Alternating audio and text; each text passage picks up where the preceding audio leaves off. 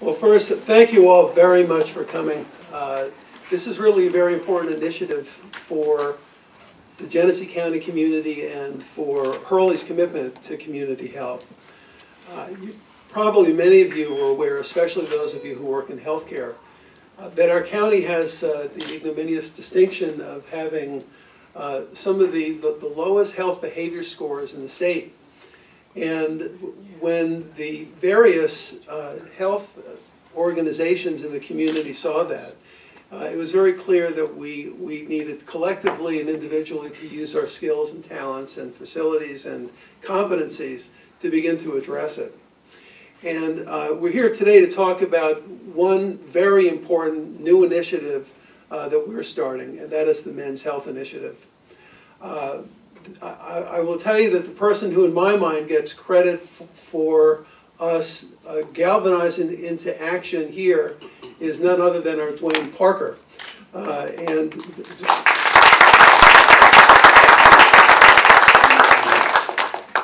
Dwayne tells the story about how he was taking his father to and from a doctor's visit. And I gather he hadn't seen the doctor a whole lot before that. And noticing all the billboards for women's health expos, and asked himself, well, what about men? And then when we had our celebration in downtown Flint, back to the bricks, one of the things that we kept hearing from the National Men's Health Network was how men had to do a much better job of scheduled maintenance on their cars than they do scheduled maintenance on themselves. And I think it was kind of those two things, I think, that really kind of sparked in Dwayne. And if you know Dwayne, once there's a spark, there's a controlled explosion. And I think it's through his charisma, his interest in this, that we're here today. And I think kicking off something that is going to be very important to all of us. And what Hurley is looking to do really is to engage boys and young men to transform their behavior, looking at guys my age and older, and everyone in between. And we have, I think, a very well thought through set of programs that we're going to be getting started with. And you're going to be hearing about it from our physician champion, Dr. Paul Musson. You'll be hearing about it from Dwayne. And you'll be hearing about it from, am I correct, one of our Hurley employees who has taken matters into his own hands and done remarkable things for himself and therefore for his family. But first we'll hear from a colleague of mine who's responsible for that big building right in the corner of Grand Traverse, our community mental health, Dan Russell. It is great to see the recognition of both the medical needs and also the psychiatric and psychological needs of men, and we're very happy to have them as one of our partners as we move forward with this. So I'd like to introduce Dennis Russell.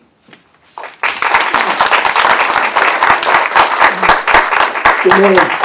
Thank you, Patrick. On behalf of the Board of Community Mental Health, we're very happy to be part of this initiative. I want to commend Patrick and Dwayne and the board and the foundation for taking on this initiative. When I was 18 and 2 weeks away from competing in the Ohio State National Track and Field Championships and 4 weeks away from graduating from high school, I stood in the intensive care unit of a hospital in my hometown, a little smaller than Hurley, but at the time it seemed very large, and watched my father die. And he died of a condition that had some genetic predispositions, but that we now know is very controllable by lifestyle and diet and exercise. And he was an elite athlete in high school. He was all-state in football. He was all-state in track and field. And had he been born in a different time, he would have probably had his pick of where he went, and I imagine his life would have been very different. But he graduated at the height of the Great Depression. So he went to work in the shop. He worked 7 nights a week for years and ignored his health. They did not have wellness programs back then. They didn't have gyms in the shop. They didn't have free blood pressure checks at the Rite Aid. And those things mostly were ignored. And he was a big, tough guy, and he lived a good life right up till the day he died, and he died 3 years younger than I am now. So somewhere in my hormonally charged adult teenage brain, that really struck a chord, and I have spent my life trying to make sure that I don't have to come to places like Hurley unless I want to come and see Patrick or participate in wonderful events like this. So this is something that's very personal for me. Again, I commend Hurley for undertaking this, and my hope, my personal hope, is that all of the fathers and the brothers and the uncles and the cousins and the neighbors and the next door friends take part in this and similar activities so that they get to live to see those activities that my father did not. I'm sure if I could talk with him and he had 10 seconds to tell me something, he would have said, I regret missing all those activities that I never got a chance to see. So I think this is a wonderful opportunity for us to fix that. We can fix this healthcare crisis, and we can do it individually. So again, thank you for this opportunity. We're very proud to be part of this, and we're very excited. Thank you.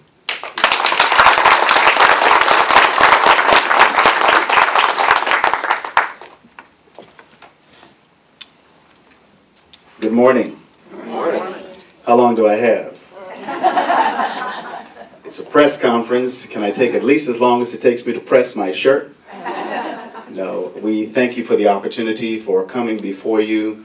I thought that there would be a number of other physicians who would be involved, but when you agree to do something, then you get asked to do more.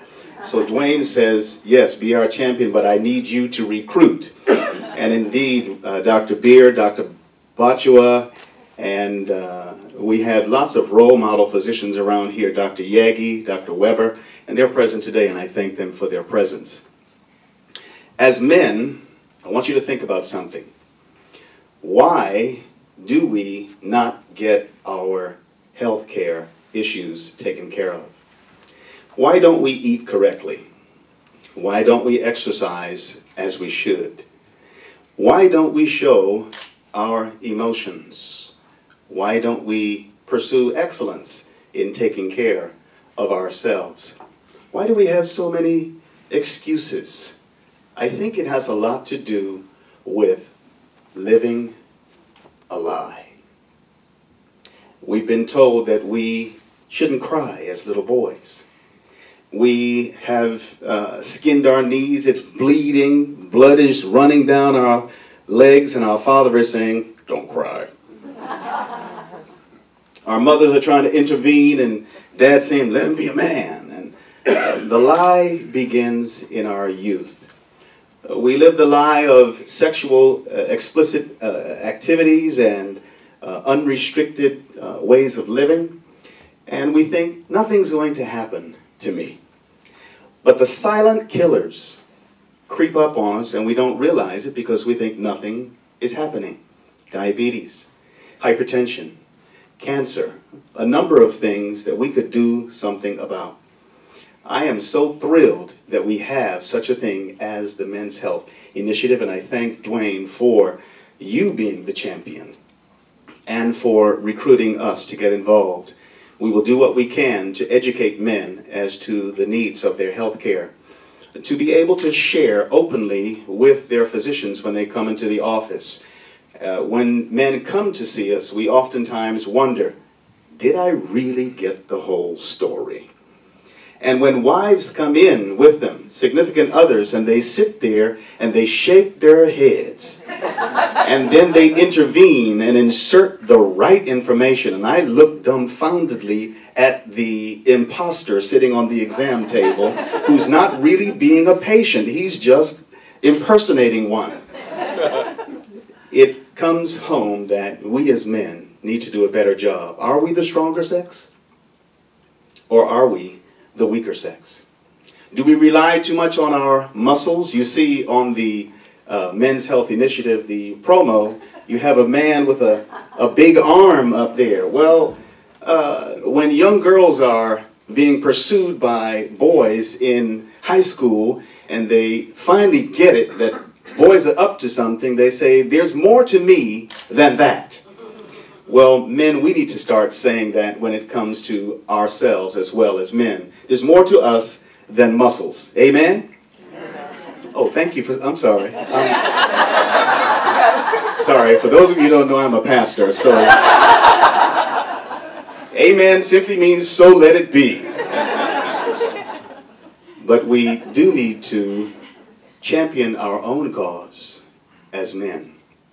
Tell the truth to ourselves. Tell the truth to our spouses. And don't all of a sudden lay a bombshell on somebody near the end of your days when you cannot get anything done about it. Practice primary prevention, living correctly. Practice secondary prevention, early detection, so that you won't have to go the route of tertiary or third level prevention, which is the intervention against destruction, against disease, and against death. Why give your substance as a man to all of the wrong things in life when you're young? As they say, people spend all of their money when they're young to destroy their health, and then all of their money when they're old to try to buy it back. Why not give your substance as a man now to taking care of yourself so that your wives and your children don't have to sit at home without you and remember Dad, so that we can be there at the end of our days and twiddle our thumbs together and enjoy the breezes in our neighborhoods. Again, I started to say God bless you, but I think that's appropriate here and for the men who need to take themselves. For we are just understudies as physicians, and we serve the great physician and hope to do his will. Thank you very much.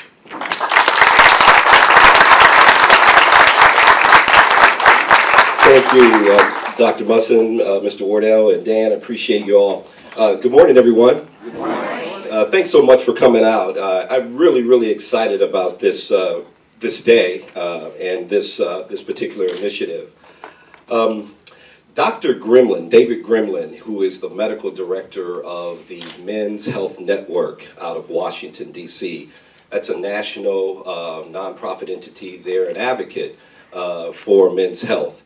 And I'm proud to say that Hurley Medical Center is an affiliate, a Michigan affiliate of the National Men's Health Network. But Dr. Gremlin calls it the silent health crisis. Men's health is the silent health crisis. Why? It's because it's being overlooked throughout the country, actually throughout the world.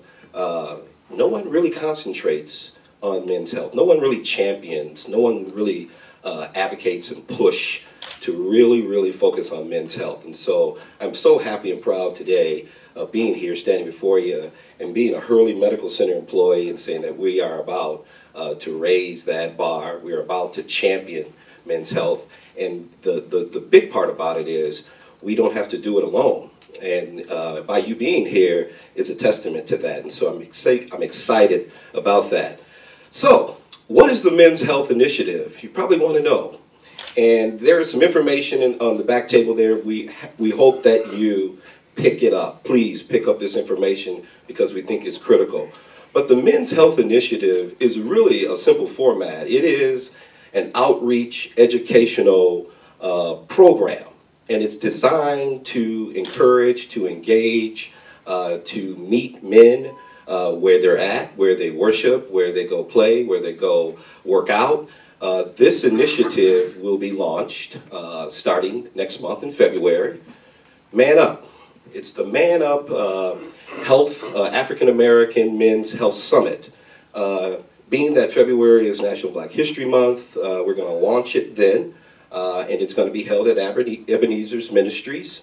And it's about health seminars, educational information, but it's coupled with screens. And we're going to continue to do that throughout the year with a number of different educational seminars, different outreach programs. That initiative is described in the information on the table, so please take that. We're going to culminate it at the end of the year with another health seminar and screen at Holy Redeemer Catholic Church, and I'm so happy to see representatives of Holy Redeemer here as well. So we're really looking at this men's health initiative and reaching out to diverse groups of men, particularly young, old, and middle age, as Mr. Wardell identified earlier. Within those particular health seminars and screens, we want to begin to engage men in multiple ways, connecting them to resources. If you don't have a doctor, we're going to plug you into a doctor. If you don't have healthcare insurance, we're going to find those healthcare resources for you and plug you into those resources as well. We want to be about a comprehensive men's health engagement, even with young boys. It reminds me every time when I talk about this, as I was last year talking with a host of junior high school administrators, and I was literally dumbfounded to hear that 75 students failed gym class last year in one particular junior high school. How do you flunk PE? That's gym. And so there are multiple reasons behind that. But one of the things that dawned on me and came to light was Michigan leads the country in childhood obesity. So connect the dots. There's a big issue and a big problem. So we're about educating young boys. We're about educating young men and senior men about the importance of health care and making sure that it becomes a priority in their life. Real quickly, and I'm not going to hold you long, but I just want to acknowledge a few people here because I really want you to understand that Hurley's wants to lead, we want to champion it, and we will champion and we will lead, but we can't do it alone. And I'm really excited that Dan Russell, who represents CMH, they are our marquee sponsors. We coined it as 8-cylinder sponsor. We have an 8-cylinder and a 6-cylinder and a 4-cylinder. They're 8 cylinders. That's the power, the Hemi. And so we're excited about that. Not bad, huh, Dan? It's pretty good. And so we're excited about that. I'm also elated to tell you that in our midst is Mrs. Chandra Ingram, who is the mother of Heisman Trophy winner and Alabama grad and New Orleans Saints running back, Mark Ingram. Chandra, raise your hand over there. Mark is going to be serving as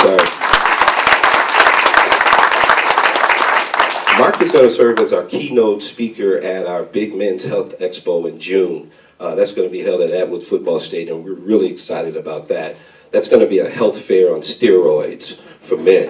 Anything and everything that you can think of men, from hunting to fishing to cars to Home Depot and Lowe's, all of that stuff that we enjoy, we're going to have there. But the big issue or the big piece is our health screens. That's the big ticket, and that's what we want to do to get them there. I'm excited about the Kappa Alpha Psi fraternity that's here and represented. I'm really pleased that that's a men's a fraternity that has stepped up and said, we want to be a part, we want to be engaged in men's health. I'm excited that they're here. Carol Hunt with Holy Redeemer, I'm excited that you're here. Please raise your hand with Holy Redeemer.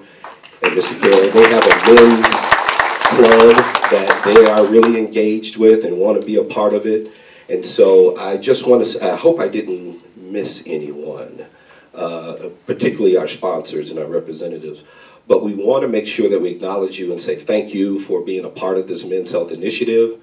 If you have any questions about what the initiative entails, if you're interested in gaining and being a part of it, don't hesitate to give me a call. Don't hesitate to give the marketing department a call. We're there for you. And look forward to some exciting new times. We're going to transform health in the lives of men here at Hurley Medical Center and throughout the county. So thank you so much for coming out. I really appreciate all your support. Okay? Thank you. Mr. Whittaker?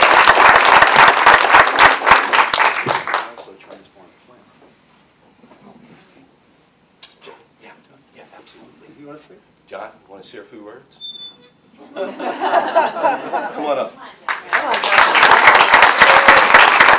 John, I've had several conversations with John. John McFadden is our poster man, not child. He's a poster man and has literally begun the transformation of his health. He has a big story to tell. John? Thank you, Dwayne. I really didn't want to speak, but I don't have a problem with telling my story to help other men, because I had an issue and I was not aware of my issue until I began to play with my 4-year-old son. I was actually in a yard playing. I was heavy. I was 326. I worked hard, so I believe I should have ate hard as well as played hard. Well, unfortunately, I couldn't play this particular day, and I sat down and I was winded. And my 4-year-old was tapping me on the back saying, "It's going to be okay, Dad. It's going to be okay." And it took me a while to gather myself, but it was something about looking into my son's eyes, realizing that my time was limited if I didn't do something about my health. So the very next day, I saw my good friend over here, Dawn Hiller, who was having a health screen, and I went and got my numbers checked. I found out that I was through the roof. So I was advised at that time to go see a doctor and make an appointment with my doctor and try to get my health back in check. And at that time, I found out that there was a lot of medication that my doctor was ready to prescribe me. In fact, he prescribed me 3 different pills. And I didn't believe in taking pills. I believe in doing everything holistically. And so I said to myself, well, if this is what I have to do. So I began to do that, began to speak with Dawn back and forth, getting information regarding utilizing Hurley's resources to get me information on how to be healthy and what was required of a man my size, and how could I actually lose weight without hurting and harming my insides.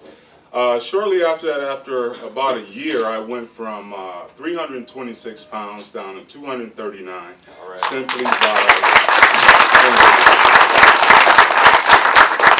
simply by changing my eating habits, my eating routines, working out 3 to 5 days a week, strength training 3 to 5 days, and cardio I did every day. And simply, at this point, I was able to get off the blood pressure medicine. Well, actually, I cut my blood pressure medicine down to the lowest dose prior to my doctor releasing me. And no more cholesterol medicine, and no more, well, no medicine for diabetes, which I'm very thankful for. And so,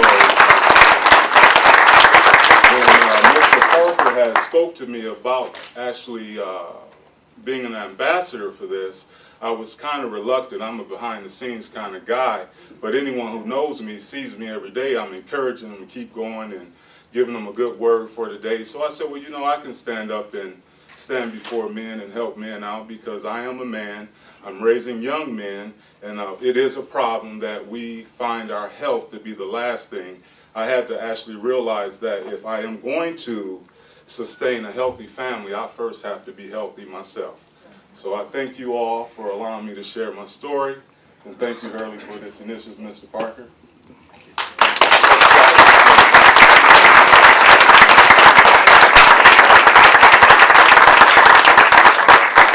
At this point, we'll open it up for a few questions. Any questions in the audience at this time before we dismiss?